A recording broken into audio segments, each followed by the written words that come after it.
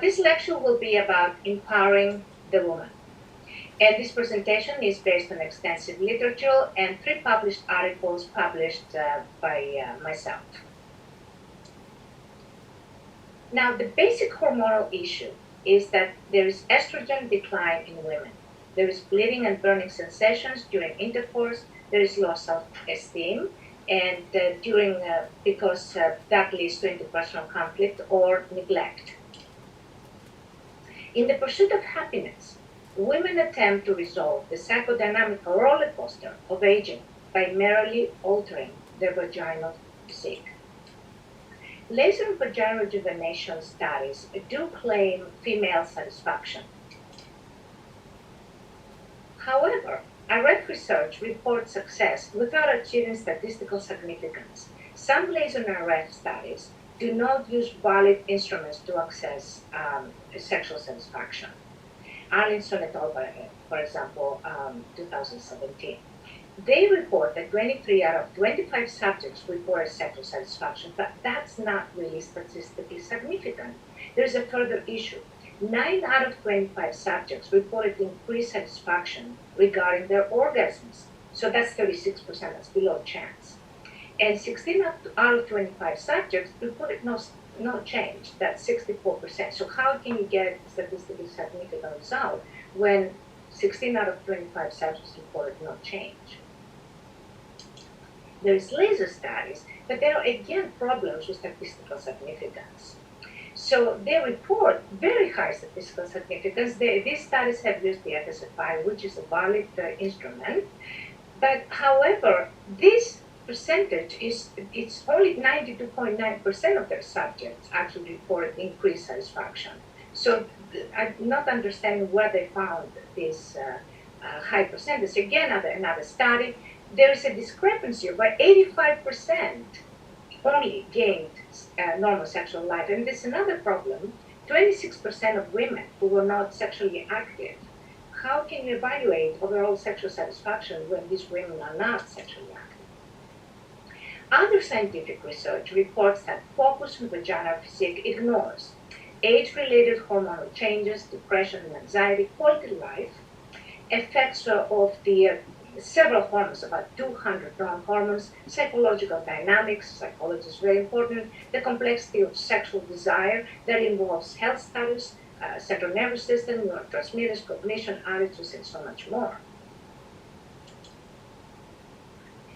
And the other problem is there are side effects with laser and RF, vaginal rejuvenation. A number of federal agencies, including the FDA, have recently issued warnings against such cosmetic procedures. And the reason for that is that FDA has 46 patients that have reported pain, they have reported bladder disturbances, infections, scarring, dyspareunia.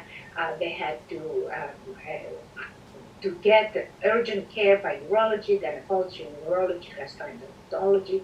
And so a lot of difficulties as a result, of course, a lot of happy patients, but some of them had very serious side effects. The most important thing that I could kind of see on these laser and RF studies is the validity and the methodological issues that they present. Primarily it's internal and external validity. And the main threat to internal validity is instrumentation. The FSFI and the FSDS, the revised version, they're short, they're straightforward, they're transparent, and they're prone to denial, poor self-awareness, or lying.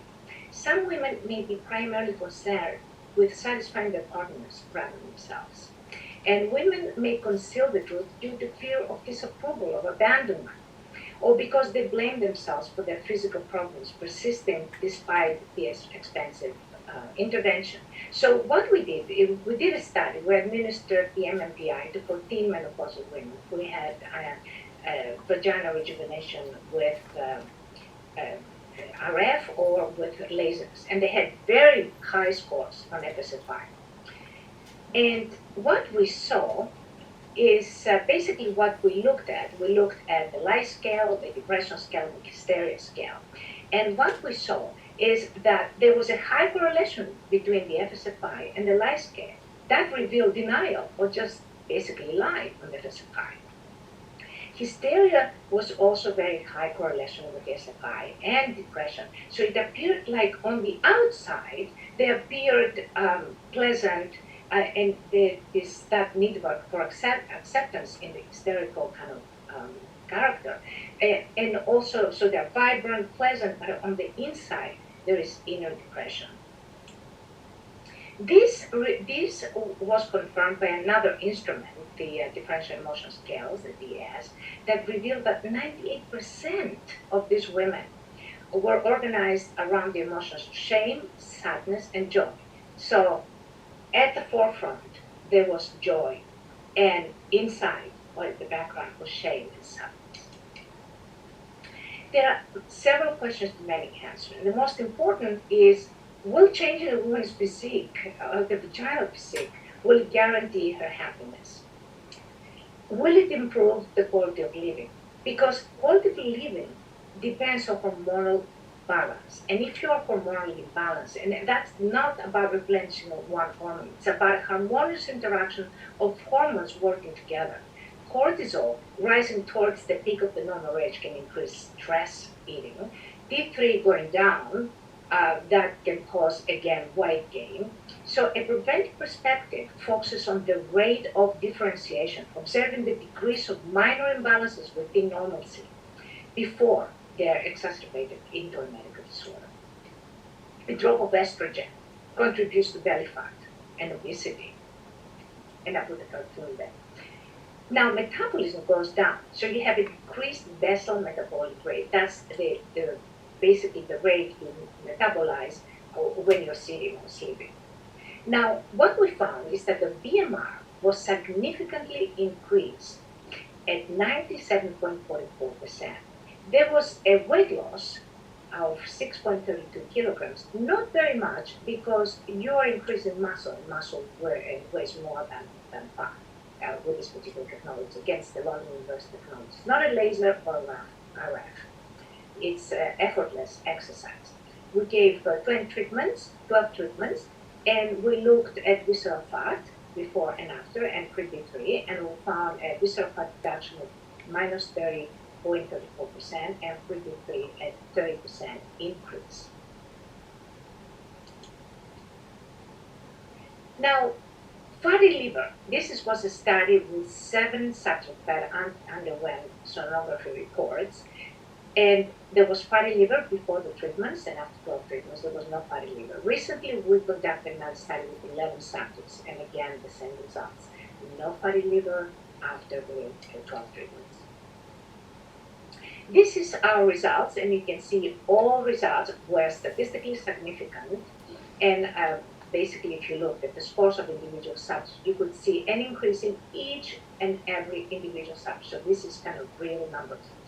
Overall fat loss, visceral fat loss, skeletal muscle increase, BMI decrease, fasting blood glucose, fasting postprandial glucose, insulin fasting postprandial, upper abdomen reduction was 9.65 cm, umbilicus at 10.32, and lower abdomen 11.5, and of course there was a reduction in triglycerides and an increase in the high density lipoprotein, the HDL, the good cholesterol.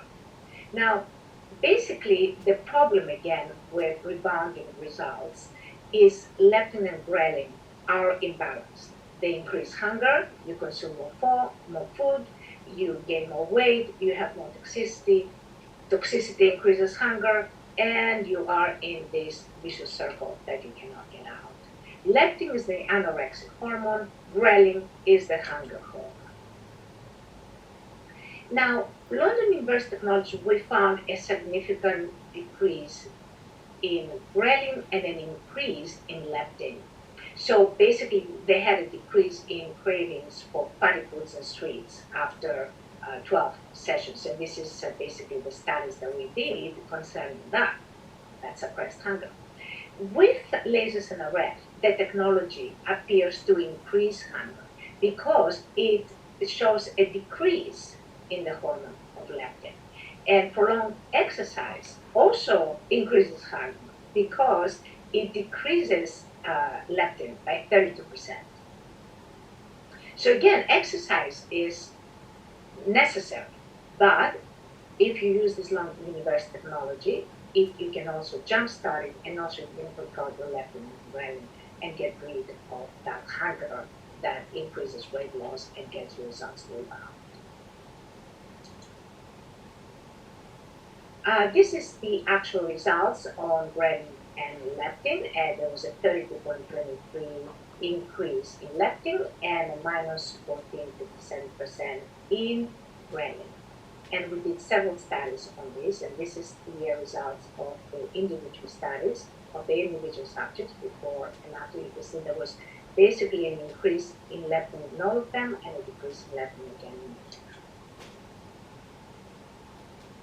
And this is another study, again, on the blood plasma of leptin and ghrelin, very similar results. This one showed us a 10.82% increase of leptin and minus 7.35 of ghrelin. Different people had different, basically, results. This is the statistical results on VLDL, triglycerides, free leptin, ghrelin, cortisol, testosterone, visceral deposit tissue, and skeletal muscle mass. There was statistical significance in all of them. Now, in the pursuit of happiness, in order to empower women, we must understand them. And female empowerment comes from self-confidence, inner balance that requires hormonal balance, control the weight and the hunger, increase metabolism, increase fitness, and also reinforce psychological aspects of self-assertion without the fear of judgment or abandonment. Conclusion is that women are in charge of keeping the family together, most often. Therefore, success in interpersonal relationships depend on female satisfaction, female improved quality of life. In assessing female satisfaction, so short self-report questionnaires like the FSFI may be insufficient. And therefore, you may think that your patients are very happy. However, the conclusions that you have drawn on female satisfaction may be, in fact, false or invalid. And this is what our study basically tried to demonstrate. This, again, is our medical board. And with this, I would like to thank you very much. And if you have any questions, please email at ielios.com, science@ielios.com. Thank you very much.